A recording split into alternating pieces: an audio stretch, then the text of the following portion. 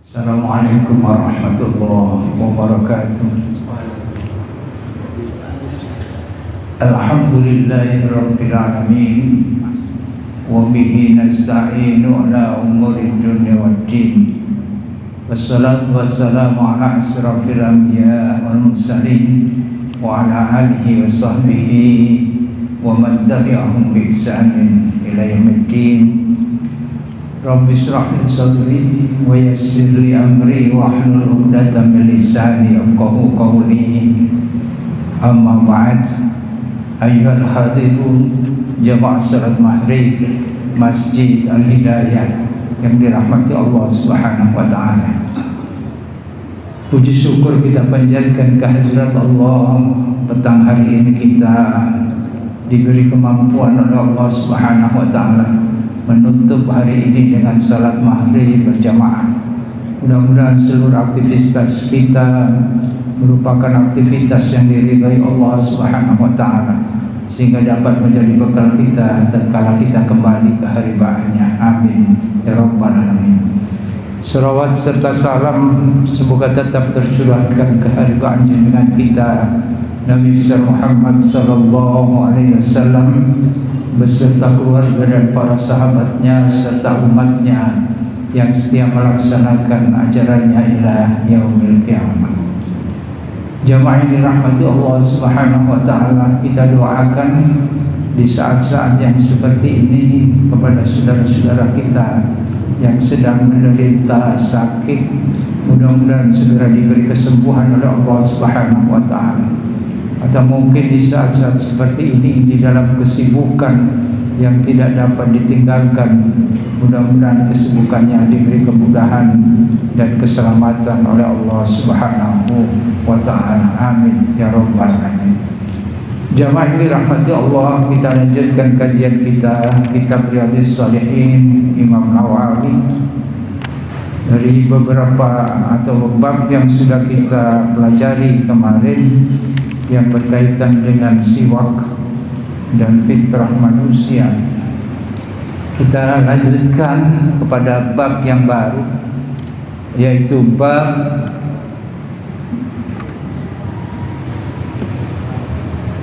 babu ta'kidi wujubiz zakah wa bayani fadliha wa ma yatasallaka biha. Bab tentang peneguhan wajibnya zakat dan penjelasan keutamaannya serta hal-hal yang berkaitan dengan zakat tersebut.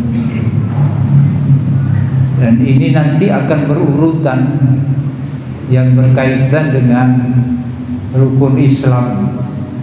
Setelah zakat nantinya akan pembahasan yang berkait dengan siam Ramadan. Kemarin yang sudah kita bahas yaitu tentang qiyamul lail, ya, tentang salat. Lalu kemudian dilanjutkan tentang zakat, ya, yang dijedah berkaitan dengan kebersihan kita menuju salat, yaitu siwak.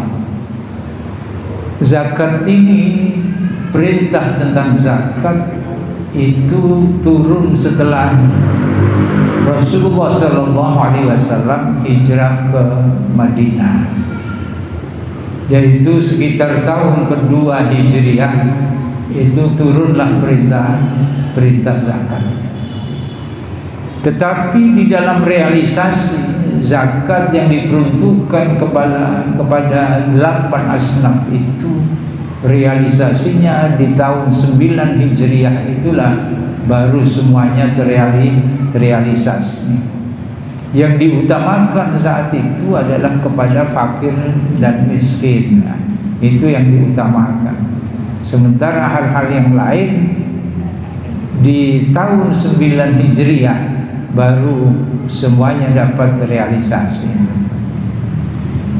Jamaah yang dirahmati Allah Subhanahu wa taala, sebagaimana biasa Imam Nawawi di dalam mengetengahkan bab-bab di dalam kitab Riyadhus Shalihin itu, sebelum masuk kepada hadis-hadis bahasan, Imam Nawawi mengetengahkan, yaitu ayat-ayat Al-Quranul Karim, firman Allah Subhanahu wa ta'ala yang berkait dengan bab bahasan itu.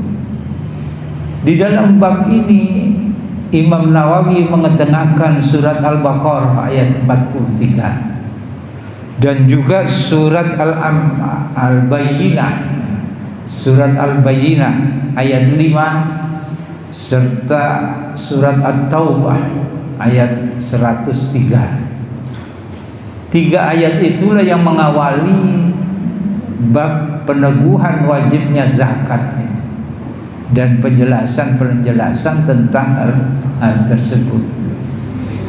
Allah berfirman di dalam Al-Quranul Karim, A'udzu billahi minasyaitonir rajim, wa aqimus salata wa atuz zakata warka'u ma'ar raki'in. Ini nanti kita akan bisa menangkapnya, bagaimana Allah Subhanahu wa ta'ala menempatkan posisi zakat itu di dalam ayat ini. Allah berfirman, wa aqimus salata, dan laksanakan salat, dirikan salat, wa atuz zakah, dan bayarlah zakat, tunaikan zakat, warka'u ma'ar raki'in, dan rukulah beserta orang-orang yang ruku. Ini Allah Subhanahu wa ta'ala menempatkan zakat itu di tempat yang amat penting, yaitu disandingkan dengan perintah salat. Dan juga di ayat-ayat yang lain senantiasa Allah menempatkan perintah zakat itu disandingkan dengan perintah salat, menunjukkan betapa pentingnya zakat itu untuk dilaksanakan bagi orang-orang yang diwajibkan untuk melaksanakan zakat. Kemudian perintah yang terakhir, warka'u ma'ar raki'in, dan rukulah beserta orang-orang yang ruku. Ini yang kemudian dijadikan dalil para ulama bahwa salat itu diperintahkan untuk berjamaah, ruku beserta orang-orang yang ruku.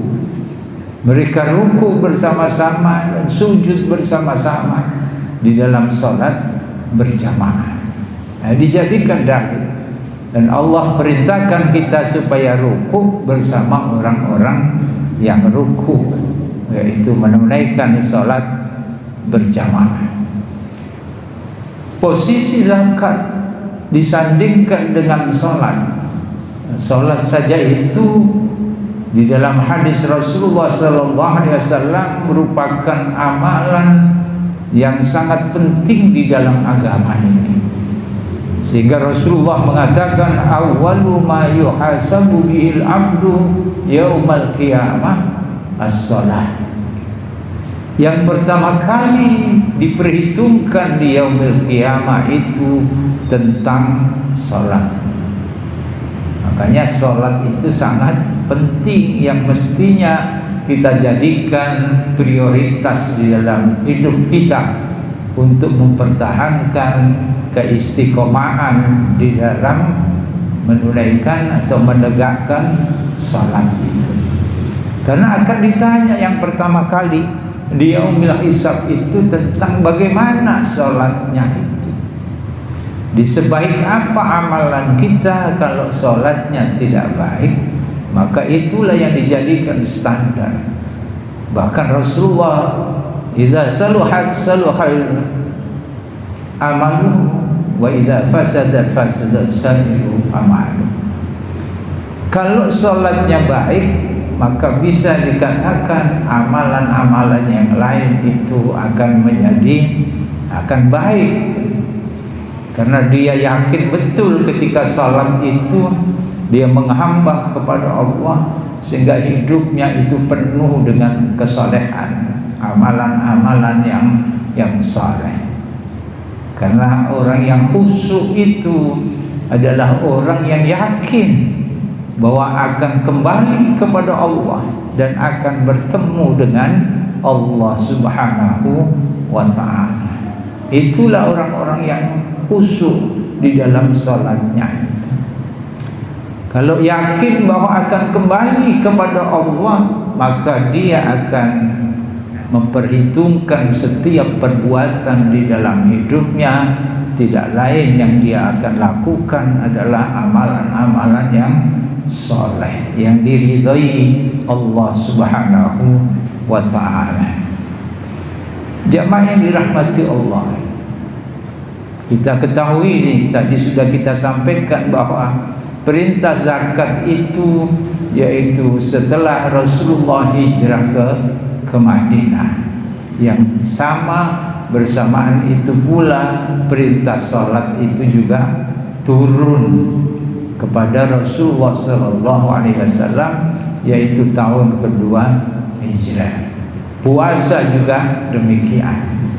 Amalan-amalan di dalam agama Islam diturunkan di Madinah.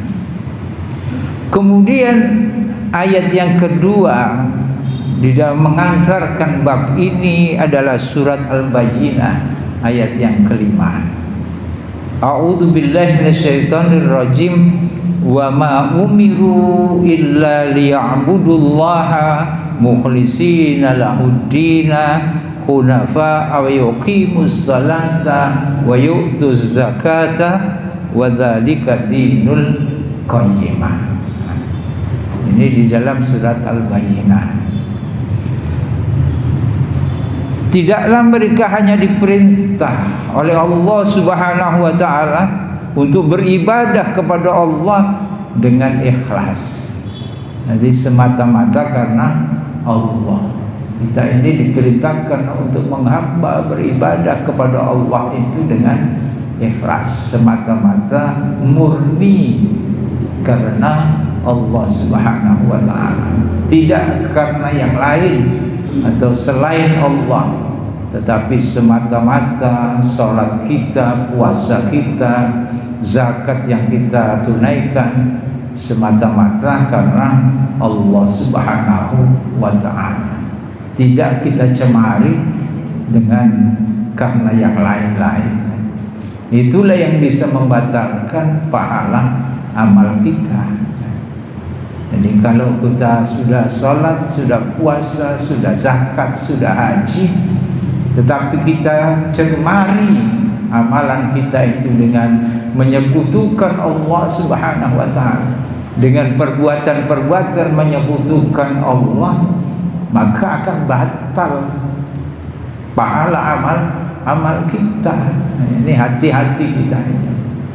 Jadi kalau sudah soro-soro puasa Ramadan di saat musim kemarau yang sangat terik panas, kita dahaga lapar sebulan suntuk, dan itu bertahun-tahun kita lakukan, tetapi kita cemari, lalu kemudian kita masih mendatangi tempat-tempat pesugihan.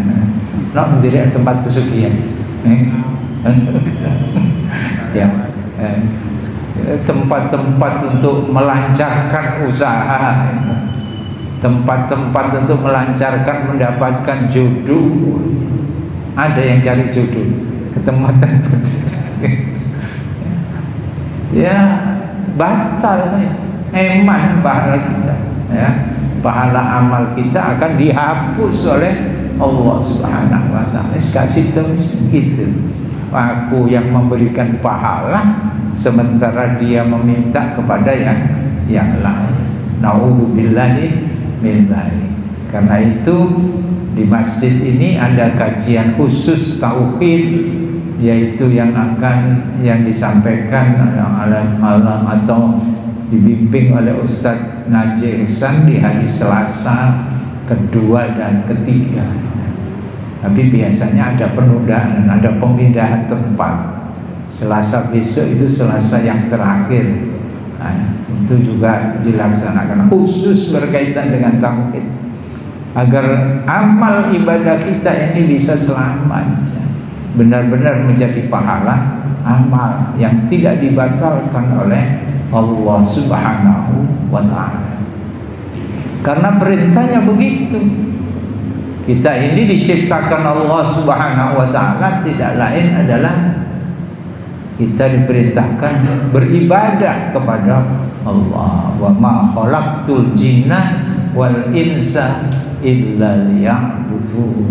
Tidak aku ciptakan jin dan manusia kecuali beribadah kepada Allah Subhanahu wa ta'ala. Maka di dalam ibadah itu mukhlisina lahuddin, dengan ikhlas menaati Allah Subhanahu wa ta'ala karena menjalankan syariat agama.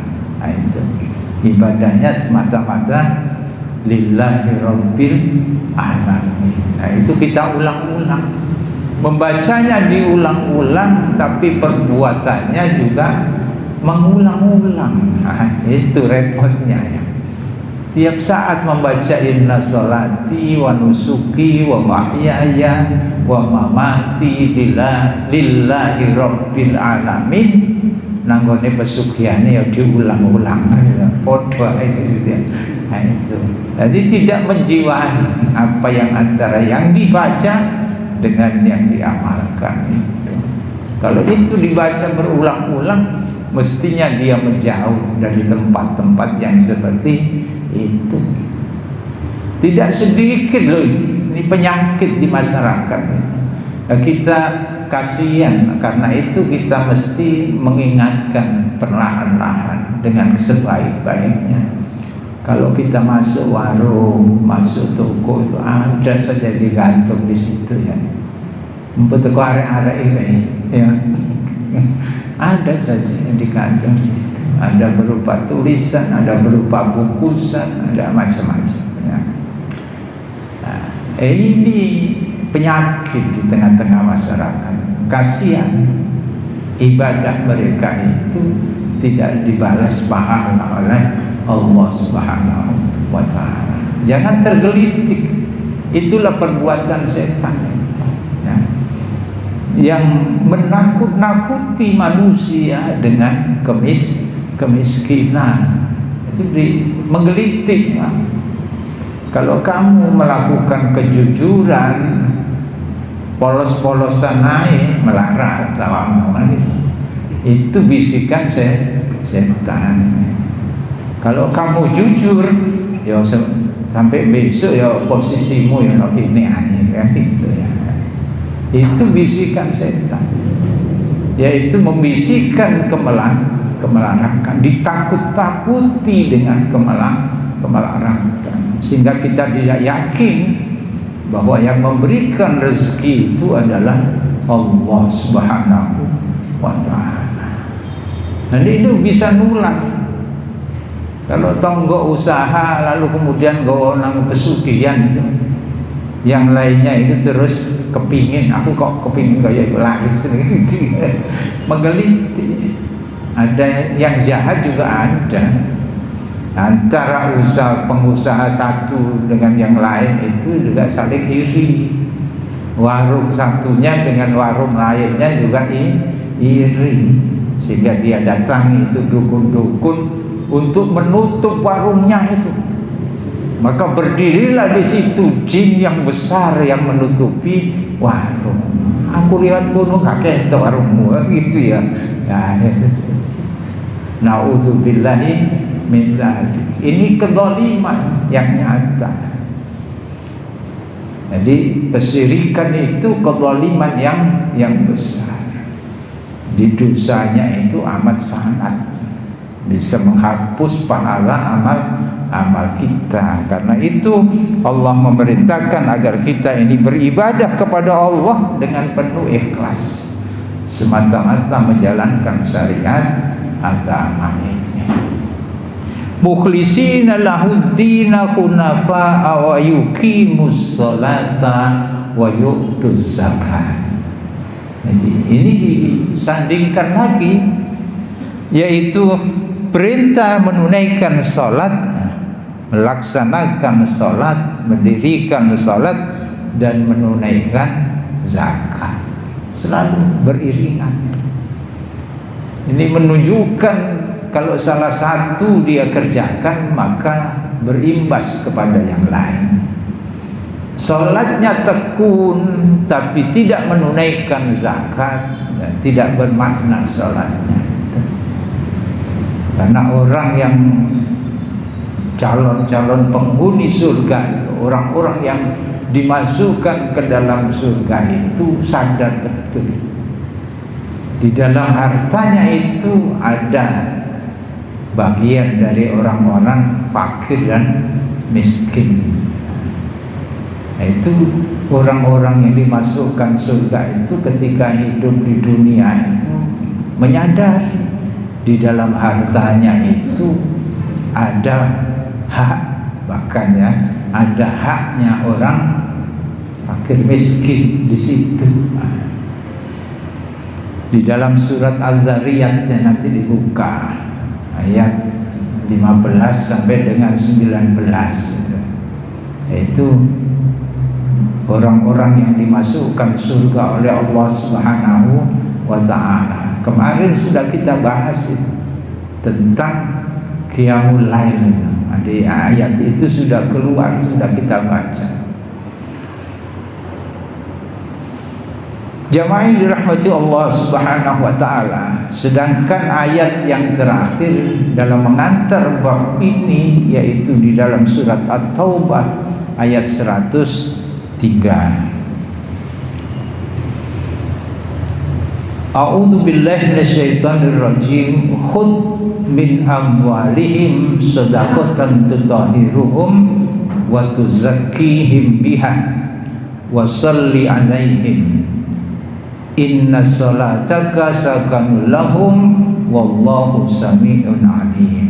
Ini surat At-Taubah ayat 103. Ambillah zakat dari harta mereka. Jadi perintah Allah kepada Rasulullah sallallahu alaihi wasallam waktu itu. Ambillah zakat. Kalau sekarang ini tidak ambillah, tetapi panitia itu ngenteni antuk-antuk gitu ya. Jadi orang sing wajib zakat kok teko-teko gitu ya. Di zaman Rasulullah sallallahu alaihi wasallam perintah suruh ngambil itu. Makanya ada amil zakat itu bertugas untuk mengambil zakat, mengambil zakat. Ini sekarang ini sudah mulai lembaga-lembaga zakat itu sudah mulai menjemput bola, mendatangi ke perusahaan-perusahaan, kantor-kantor untuk menghitung berapa mestinya zakat yang dikeluarkan. Ini ada kemajuan di kalangan kita, tetapi sangat belum optimal.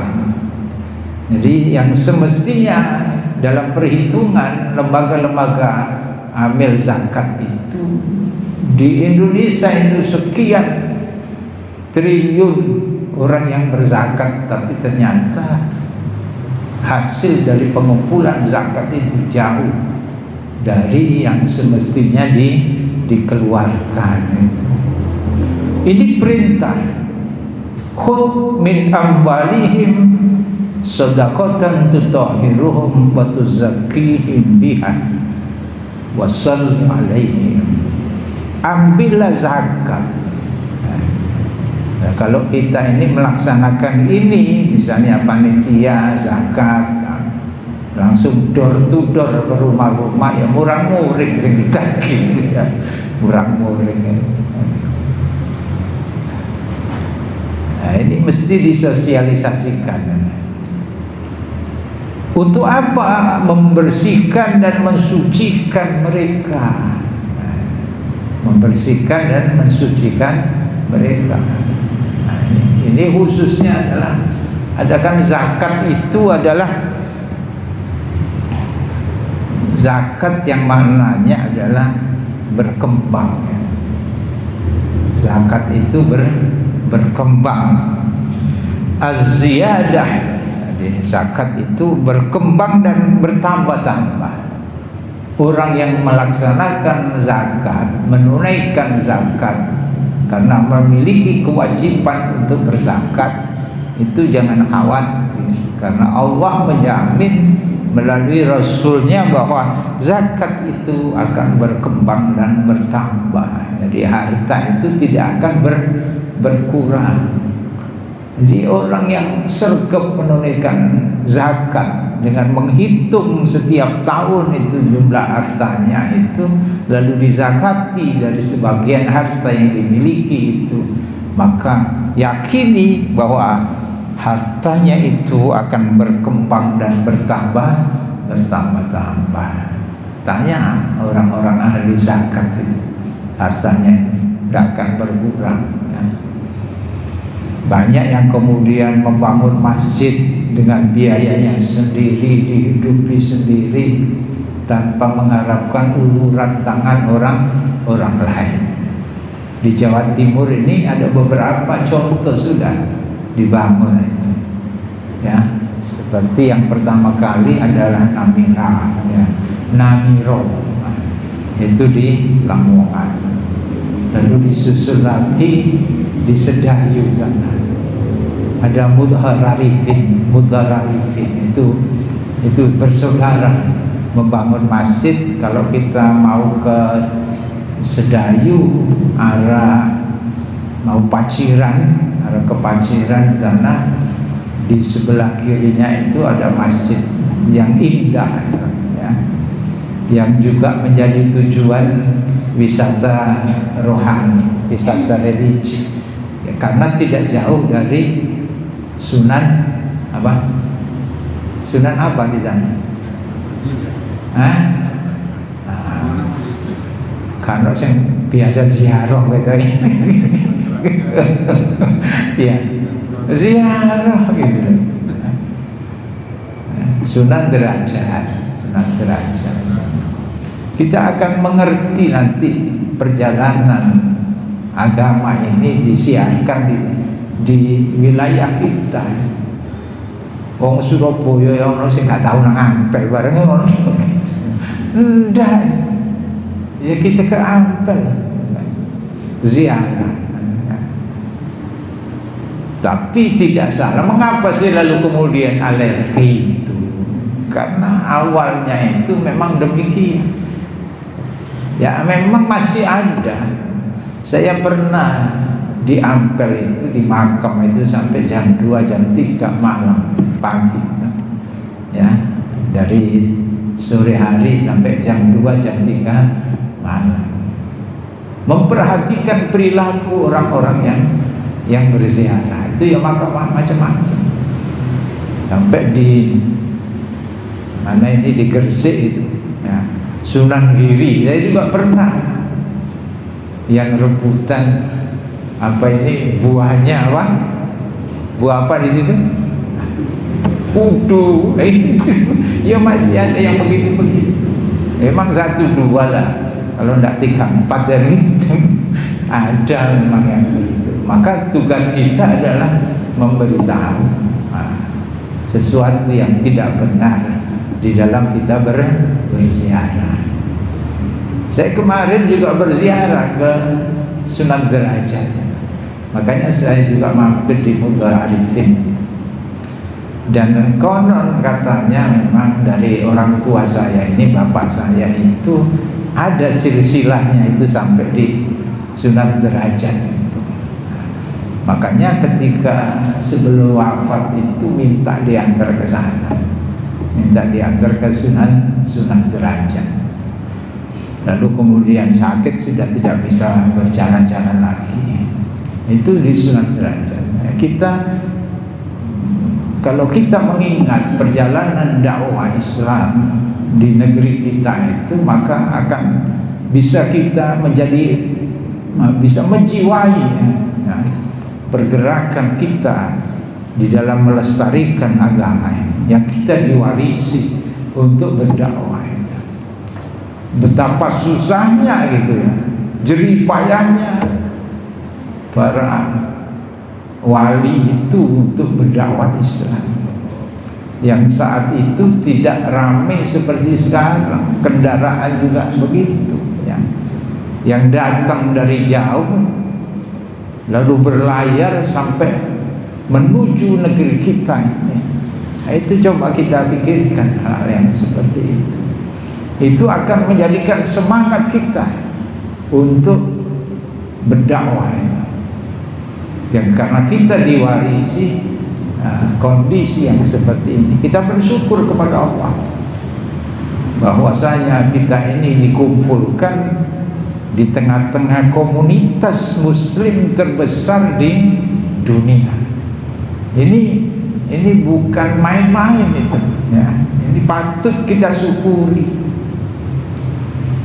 Dikumpulkan dengan komunitas muslim terbesar di dunia, ditempatkan di negeri yang gemah ripah loh, jinawi.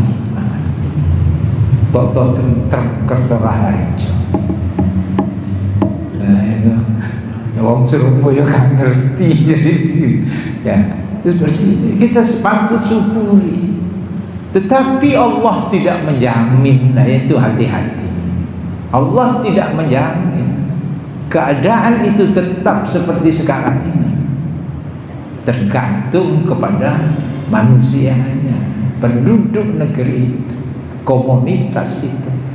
Apakah mereka mampu mempertahankan kondisi yang telah diwariskan kepada kita ini tetap seperti ini, bahkan lebih baik, dan lalu kita bisa mewariskan kepada anak cucu kita.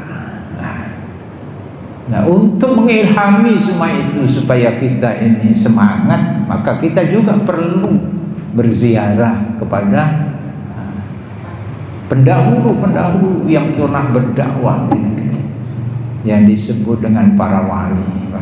Tapi yang kesasar, nomor makam yang baik.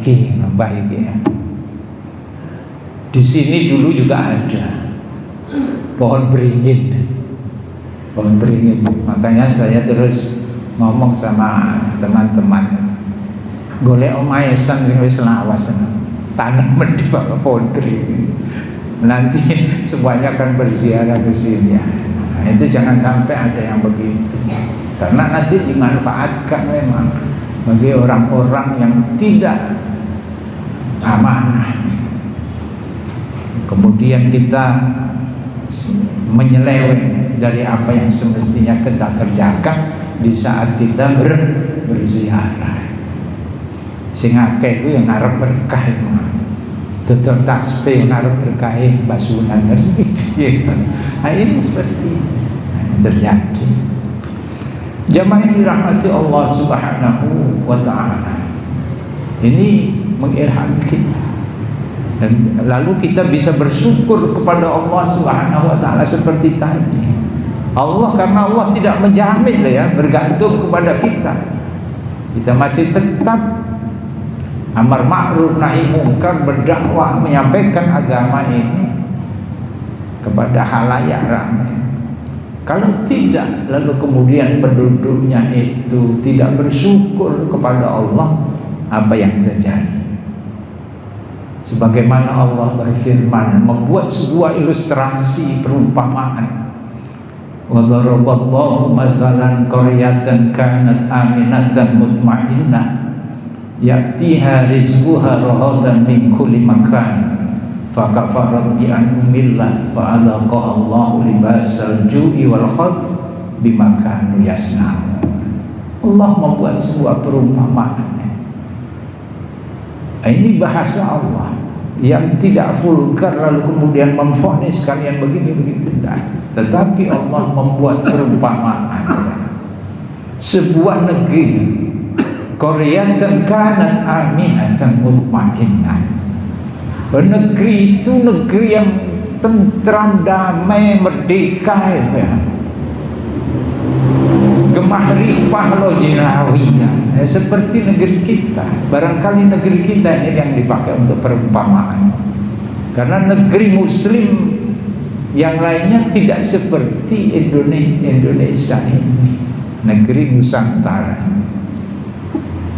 Wa daraballahu masalan kalimat wa daraballahu masalan qaryatan kanat aminatan mutmainnah rizquha raghadan min kulli makan. Buminya itu menghasilkan berbagai macam sumber tanam-tanaman yang bisa dinikmati, sumber alamnya dari segala penjuru negeri itu. Nah, ini barangkali yang diingatkan itu kita oleh Allah Subhanahu wa ta'ala. Karena di Madinah juga tidak seperti kita. Nah, kita ini di mana saja tidak ada sumber energi, sumber kekayaan negeri ini. Dari Sabang sampai Merauke, di pinggir laut, di pantai, di atas gunung, di dalam hutan, semua yang menghasilkan sumber daya alam, kemakmuran yang bisa menunjang kemakmuran penduduknya. Sekarang perlu dirasakan. Nah, benar-benar ditambah ya. Mudah-mudahan tidak ya. Lalu Allah mengingatkan, negeri yang sudah diberikan sumber alam, kekayaan yang seperti itu, kemakmuran yang gemah ripah lojinawi, diberi karunia lagi aman, tentram, damai. Fakafarat bi an'umillah, lalu penduduknya ingkar, tidak dikelola sumber alamnya itu dengan baik, tidak diperuntukkan bagi orang-orang miskin yang memerlukan uluran tangan di negeri ini, tapi mereka nikmati di kalangan mereka saja.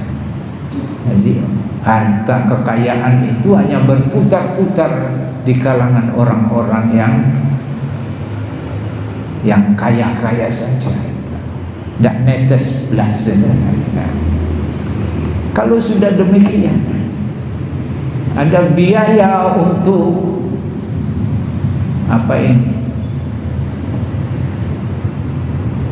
hutan yang gundul terus dihijaukan, itu apa namanya?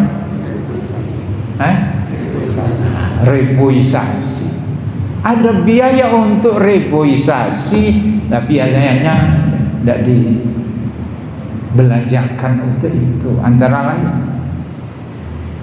ya, membuat irigasi yang semestinya bisa dinikmati para petani ya. Tanaman-tanaman bisa untuk mendirikan pabrik-pabrik pupuk yang kemudian harga beli tidak terlalu mahal, karena saudara-saudara kita yang usaha ternak ayam, pertanian sekarang ini mengeluh karena harga pupuk itu mahal. Ada sebuah contoh karena yang sudah nyata di dalam kehidupan ini.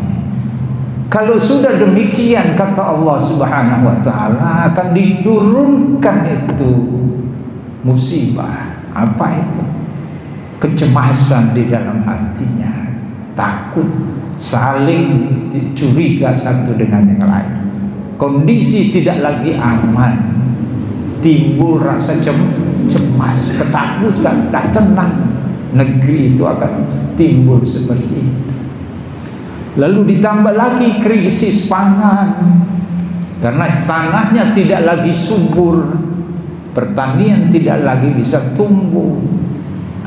Krisis pangan dan krisis-krisis yang lain.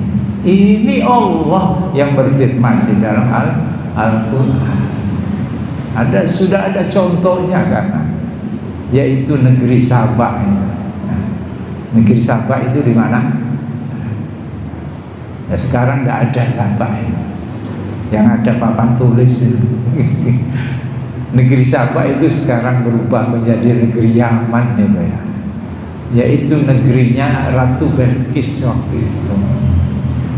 Yaman itu subur, tidak seperti sekarang yang gersang gitu. Subur waktu itu Ratu Belkis. Lalu kemudian diwariskan kepada penerus-penerus pemimpin negeri itu. Lalu mereka berpesta pora saja, karena kesuburan itu dia gunakan untuk berpesta pora, tidak bersyukur kepada Allah Subhanahu wa ta'ala. Mereka dikaruniai pengetahuan sehingga bisa membangun irigasi yang begitu dasar, yaitu membuat bendungan besar yang bisa menjadi irigasi. Tanaman-tanaman di situ subur. Jadi negeri Sabah sangat subur karena irigasi, ada bendungan besar untuk irigasi tanah di sana. Subur makmur. Bahkan diilustrasikan oleh ahli tafsir mengatakan, kalau orang masuk ke kebun di negeri Sabah itu dengan membawa keranjang di belakangnya, tanpa dia memetik keluar dari kebun itu, keranjang itu sudah penuh dengan buah-buahan. Itu lukisan betapa suburnya itu negeri Sabah. Tetapi penduduknya tidak bersyukur kepada Allah. Jadi kesuburan itu tidak merata untuk kalangan masyarakat. Yang miskin dibiarkan miskin, yang kaya semakin berfoya-foya. Akhirnya apa yang terjadi? Bendungan yang besar itu hancur, maka air bah melimpah memenuhi negeri Sabah itu. Banjir bandang. Mereka tunggu sampai air itu surut. Harapannya setelah surut itu tanahnya bisa ditanami kembali, yang tumbuh buah-buahan. Ternyata apa? Allah berbuat lain. Allah jadikan tanah-tanah yang tadinya subur itu menjadi tanah yang tidak bisa lagi ditanami buah-buahan yang bisa tumbuh dengan subur, tetapi yang berbuah adalah tanaman-tanaman yang berbuah pahit, yang tidak menghasilkan, yang bisa dikonsumsi oleh penduduk negeri itu. Ini sudah diberikan contoh. Karenanya kalau kita berjalan-jalan yang seperti itu, ini membuat spirit kita, menjaga agar kita mampu mewariskan Islam, komunitas terbesar ini, kepada anak cucu kita. Karena Allah tidak menjamin, ya, Allah tidak menjamin. Dan kita sudah diingatkan oleh Allah seperti ayat itu tadi. Insya Allah ayat ini adalah untuk kita. Karena tidak ada negeri yang sesubur negeri kita, yang dihuni oleh komunitas terbesar umat Islam itu. Jamaah yang dirahmati Allah Subhanahu wa taala. Karena dari sini Allah memerintahkan kepada kita agar kita ini tidak lupa memiliki kewajiban, yaitu untuk menunaikan zakat. Di dalam Al-Quran itu berbicara tentang harta itu. Setelah Allah berbicara tentang harta, ada konsekuensi-konsekuensi yang dahsyat tentang harta. Itu dirinci oleh Allah. Hal-hal yang lain tidak. Tetapi tentang harta Allah tunjukkan akibatnya. Kalau kita tidak menyisihkan sebagian dari harta karunia Allah Subhanahu wa ta'ala, Allah jelaskan itu konsekuensinya. Kalau orang tidak halal di dalam mengambil harta, atau dia dikaruniai Allah harta tetapi tidak dia zakatkan harta itu, kata Allah, di hari kiamat nanti harta itu akan menjadi setrika-setrika yang sangat panas, yang menyetrika punggung-punggung mereka, yang bisa menyeret dirinya itu ke jurang neraka. Ditunjukkan oleh Allah. Ini karena apa? Karena harta yang diberikan kepada kita hakikatnya mestinya berata kepada apa yang ada di lingkungan kita. Kita itu punya tugas itu dari Allah. Ada fakir miskin itu mestinya dari hartamu itulah yang kalian bagikan kepada fakir miskin, sehingga mereka tidak miskin lagi. Inilah yang menjadi tugas kita bagi orang-orang yang berlebih harta itu, maka diwajibkan untuk berzakat, sehingga tidak ada kemiskinan di atas dunia ini kalau kita melaksanakan tugas-tugas sebagai hamba Allah, yaitu menunaikan zakat. Jamaah yang dirahmati Allah Subhanahu wa taala, inilah pengantar di dalam wajibnya zakat dan penjelasan-penjelasan tentang hal-hal yang berkaitan dengan hal tersebut. Nanti kita akan menyusulkan dengan hadis-hadis yang akan kita pelajari bersama-sama. Marilah kita tutup dengan doa kafaratul majelis.